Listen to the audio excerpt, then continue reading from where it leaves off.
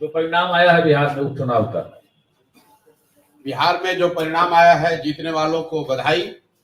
और जनता का जो निर्णय है वो नीतीश कुमार और भाजपा की सरकार के समर्थन में लोगों ने वोट दिया है। तो जो सरकार चल रही है, जिस तरह से चल रही है, जनता का उसमें विश्वास है, तो वो सरकार चलती रहे। हम लोग अपना जो प्रयास कर रहे हैं वो प्रयास आगे करते रहेंगे। आप चारों सीटों पर हार गए। देखिए, जन सुराज और जन सुराज अभियान दोनों को दो तरीके से देखिए। जन सुराज अभियान जो है उसको बिहार में स्थापित करने में, बिहार के घर घर पहुंचाने में 2 वर्ष का समय लगा है। बहुत लोगों ने जब अभियान की शुरुआत हुई तो ये कहा कि बिहार में तो कोई इसकी जगह ही नहीं है, कोई इसको मानेगा नहीं, कोई सुनेगा नहीं। लेकिन बिहार के एक बड़े जनमानस में आज जन सुराज की बात को लेकर, जन सुराज की परिकल्पना को लेकर, बिहार में बदलाव को लेकर एक सकारात्मक सोच बनी है। अब उस सोच को दल में और वोट में परिवर्तित करने की जो बात है, तो 1 महीना पहले जन सुराज दल बना है और 1 महीने में आज 10% वोट लेकर जन सुराज ने अपनी शुरुआत करी है। आपको जस्ट कॉन्टेक्स्ट के लिए बता दूं, मैं ये नहीं कह रहा हूं कि 10% वोट बहुत बड़ा वोट होता है, लेकिन बिहार में भाजपा यहाँ देश की सबसे बड़ी पार्टी है, उसको 21% वोट है। पिछले विधानसभा में भाजपा को 19.6% वोट था। राजद को 20% वोट मिला है, जदयू को 11% वोट मिला है, जन सुराज को 10% वोट मिला है।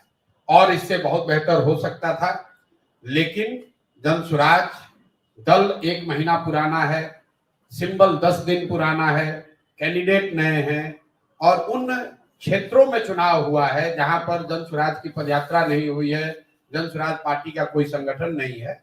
ये कोई एक्सक्यूज नहीं है, इससे बहुत बढ़िया प्रदर्शन हो सकता था, लेकिन जो है इसको देखेंगे और इससे और बेहतर कैसे करना है उसके लिए पूरी तरीके से प्रतिबद्ध है। 10% आया है, अगर 1% भी आता तो भी हमारे अपने प्रयास में, हमारे कमिटमेंट में, बिहार को सुधारने के जज्बे में, उसमें 1% की भी कमी नहीं आने वाली है। आपको ऐसा लग रहा है कि 10% आया, कौन चुनाव जीता कौन हारा, अगर 10 बरस भी लगेगा तो भी प्रशांत किशोर जन सुराज के इस अभियान से पीछे हटने वाले नहीं हैं। आज 10% जनता बिहार की मानी है, जब वो भी दिन आप देखिएगा जब 30%, 40%, 50% जनता मानेगी। और तब जब तक नहीं मानेंगे तब तक जन सुराज का और प्रशांत किशोर का ये प्रयास उसी तरीके से निरंतर, उसी ईमानदारी और शुद्धता से चलता रहेगा, उसमें कहीं कोई किंतु परंतु नहीं है। प्रधान जी, मेरे भाई ऐसा है कि 2 ही पर दिख रहा है, 2 पर तो फिर हम 2 पर तो कंटेस्टेड सीट में उसमें 25% वोट मिल गया। ओवरऑल जन सुराज को जो 70,000 वोट मिला है, मैं उसकी बात कर रहा हूं, कंटेस्टेड सीट की बात नहीं हो रहा। कंटेस्टेड सीट पर कितना वोट शेयर है वो तो अलग अलग देखना पड़ेगा। मैंने ये कहा कि कुल जमा 1-1.5 महीने पुरानी पार्टी है। जन सुराज अभियान, मेरी पदयात्रा, मेरी सोच, ये परिकल्पना, बिहार में सही लोगों को साथ में लाकर एक नई व्यवस्था बनाने का प्रयास, वो 2 साल पुराना है। उसको लेकर आप जाइएगा आज समाज में, आप लोग भी पत्रकार हैं, जाकर देखिए 50%, 60% से ज्यादा लोग उसको सही मानते हैं। ये मानते हैं कि इस तरह का प्रयास होना चाहिए। जो बात जन सुराज में हम लोग कर रहे हैं उसको बेहतर बताते हैं, लेकिन उस सोच को समझना, उसको एप्रिशिएट करना और उसके आधार पर वोट करना, दोनों 2 बात है। वोट तब होगा जब दल की उस तरह की संगठन की व्यवस्था होगी और जो लोग जन सुराज के परिकल्पना से प्रभावित हैं या जुड़े हैं, उस सोच से जुड़कर वो वोट भी करें। उसके लिए और बेहतर प्रयास करने की जरूरत है। और इसको अगर मैं समअप करूं तो ये दल की ओर से मेरी जिम्मेवारी है कि दल को सफलता मिले। मेरे अकेले की जिम्मेवारी नहीं है, लेकिन अगुवा होने के नाते मेरी जिम्मेवारी है, तो मैं उसकी जिम्मेवारी ले रहा हूं। अगर 10% वोट आया है तो वो अपेक्षा से कम है, उसकी जिम्मेवारी प्रशांत किशोर की है।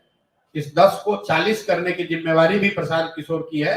ये बात मैं आपको बता रहा हूं कि उसके लिए मैं पूरी तरीके से प्रतिबद्ध हूं। मैं एक कदम भी पीछे हटने वाला नहीं हूं। ये 1 बरस में हो या 5 बरस में हो। एक और अंतिम बात, लोकतंत्र में अभी आपने साथ में किसी ने पूछा महाराष्ट्र और झारखंड का, अभी महाराष्ट्र में जो कांग्रेस, एनसीपी और उद्धव जी की जिस शिवसेना ने भाजपा गठबंधन को 6 महीना पहले धूल चटा दिया था, आज उसी शरद पवार जी की पार्टी को 9 सीट मिला, कांग्रेस को 12-15 सीट मिला है। तो लोग, और जो भाजपा झारखंड में एक तरफा जीत कराई थी, आज उनको मुंह की खानी पड़ी है। तो 6 महीना लोकतंत्र में बहुत लंबा समय है। बिहार के चुनाव एक अभी से 12 महीने के बाद है। जन सुराज परिवार से, इस सोच से जुड़े हर व्यक्ति से मैं इतना ही कह सकता हूं कि आपको बिल्कुल एक पैसे भी निराश होने की जरूरत नहीं है। इस प्रयास की ईमानदारी और शुद्धता को बिहार की जनता ने सराहा है, उसको स्वीकार किया है। अब उसको वोट में परिवर्तित करने की जो कवायद है वो अगले 1 साल करेंगे, मेहनत से करेंगे और ज्यादा प्रयास करेंगे।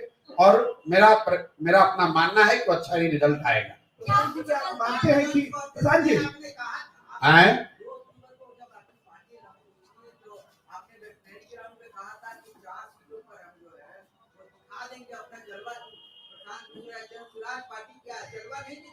अब देखिए, जलवा दिखा कि नहीं दिखा ये तो आपका अपना मानना है।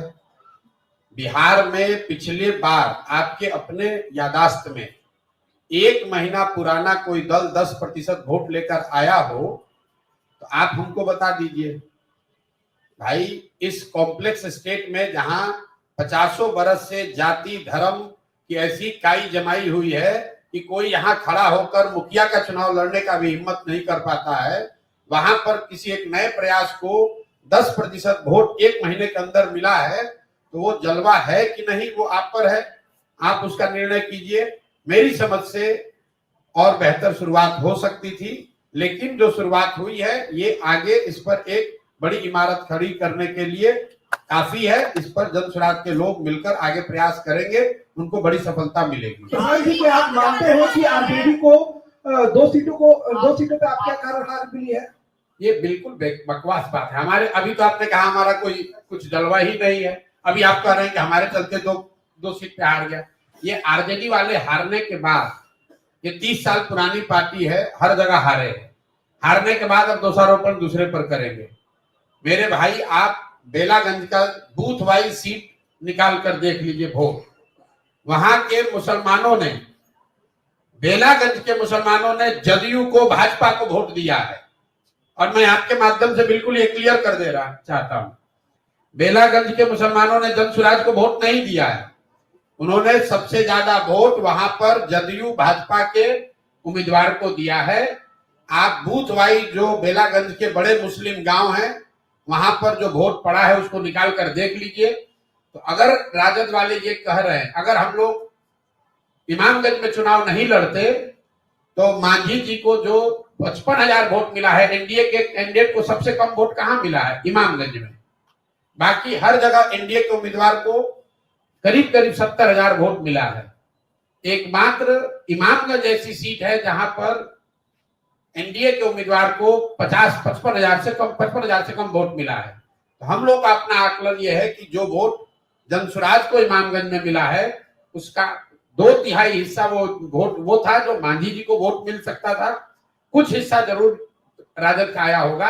अगर इमामगंज में हम लोग नहीं लड़ते तो राजद वहां और बड़े अंतर से हारती, कम से कम 25-30 हजार से हारते ये लोग। पहले ही चुनाव में प्रशांत जी आपके बस्ते में वोटरों ने 70,000 वोट डाला है। राजनीति की स्थापित परंपरा है, गठबंधन को लेकर ऑफर आ सकते हैं। मन डोलेगा नहीं डोलेगा? बिल्कुल भाई, ना मन डोलेगा ना कार्यक्रम डोलेगा। जन सुराज को सुधारने, जन सुराज का जो अभियान हमने शुरू किया है वो 10% वोट के लिए नहीं है, 30,000 वोट के लिए नहीं है, किसी को जिताने हराने के लिए नहीं है, बिहार में व्यवस्था परिवर्तन के लिए है।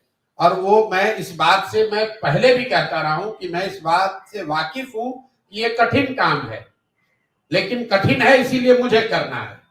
मुझे ये इस बात का एहसास है कि इसको करने में 10 वर्ष भी लग सकता है, लेकिन आप मत घबराइए, हम 10 वर्ष भी अगर लगेगा तो करे बगैर नहीं मानेंगे, बिल्कुल किया जाएगा। 10% वोट बिहार में ये साधारण बात नहीं है। जो लोग आप पत्रकार हैं, राजनीति कवर करते हैं, कौन दूसरा दल है जो यहाँ 3 दल रूलिंग दल है जो गठबंधन में लड़ते हैं, पिछले बार विधानसभा चुनाव में भाजपा को 19.6% वोट आया है बिहार में। 19.6% भाजपा को वोट आया है। देश की सबसे बड़ी पार्टी है। और हम लोग 1 महीना पहले पार्टी बना है।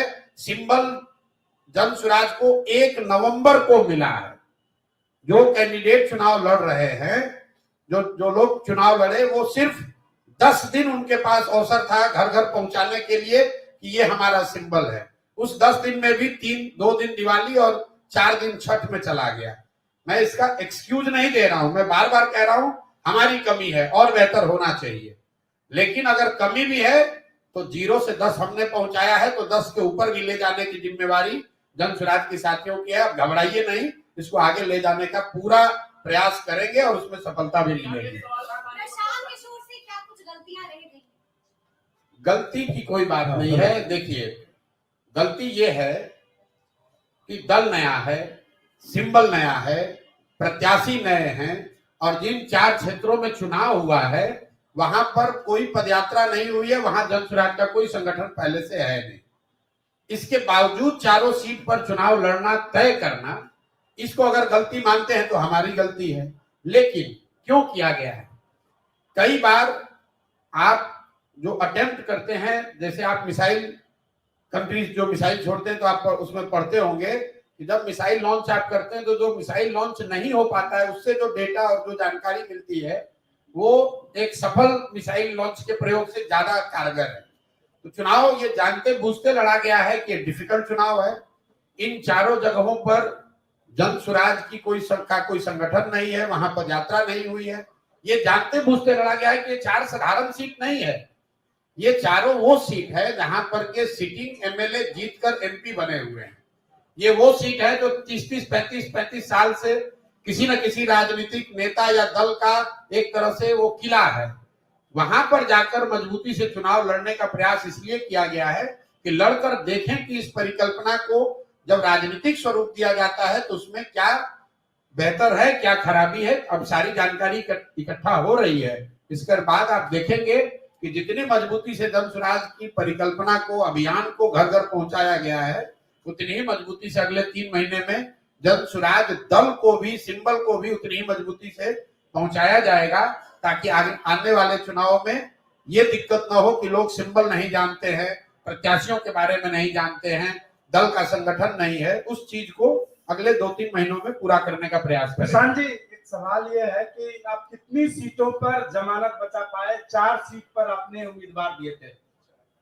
भाई, हमने तो ये देखा नहीं है कि कितनी भी जमानत बचा पाए। आप क्यों जमानत की चिंता कर रहे हैं?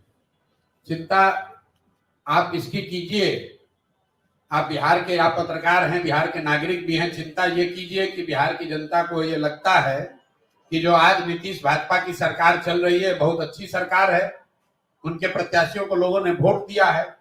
ये चिंता की बात है कि बिहार आज देश का सबसे गरीब और पिछड़ा राज्य है और फिर भी लोग उसी दल को, उसी नेतृत्व को, उसी नेता को, उसी दल को वोट दे रहे हैं। चिंता का कारण ये है, जमानत किसका जब्त हुआ नहीं हुआ वो चिंता का कारण नहीं है। ये बात साफ हो गई कि प्रशांत की बात बिहार की जनता मानने को तैयार नहीं है। आप नहीं समझा पा रहे? जितने लोगों को समझाने की जरूरत है उसको नहीं समझा पाए हैं। बिल्कुल, इसमें कहने क्या बात है। 10% लोगों को समझा पाए तो 10% लोग को ही समझा पाए हैं।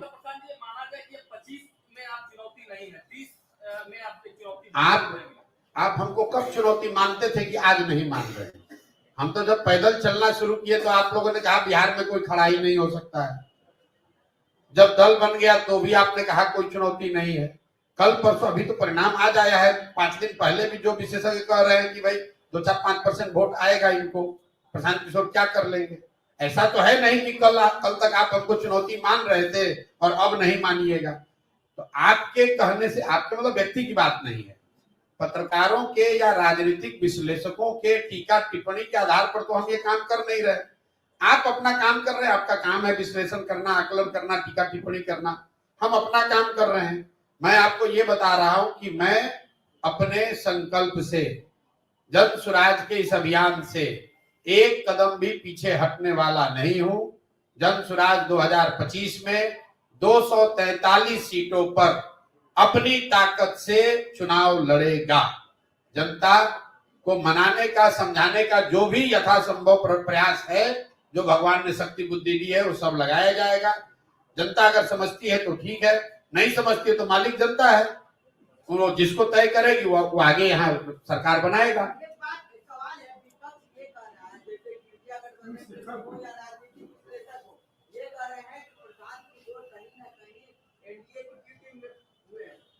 मेरे भाई ये कोई नई बात आप थोड़े ना कह रहे हो। मतलब जो लोग 30 साल से यहाँ अपना दल चला रहे हैं, अब राजद के प्रदेश अध्यक्ष, उनका लड़का रामगढ़ में तीसरे नंबर पर है। अब आप बता दीजिए कि वहां भाजपा के जीतने से धन स्वराज का क्या लेना देना है? वो किसने रोका था उनको जीतने से? किसने रोका है आप बताइए ना। तरारी में सीपीआई एमएल हारी है भाजपा से, तो क्या वो धन स्वराज की वजह से हारी है? इमामगंज का हमने आपको बताया, अगर इमामगंज धन स्वराज नहीं लड़ रहा होता तो ये राजद वाले 5,000 से नहीं 25,000 से चुनाव हारते।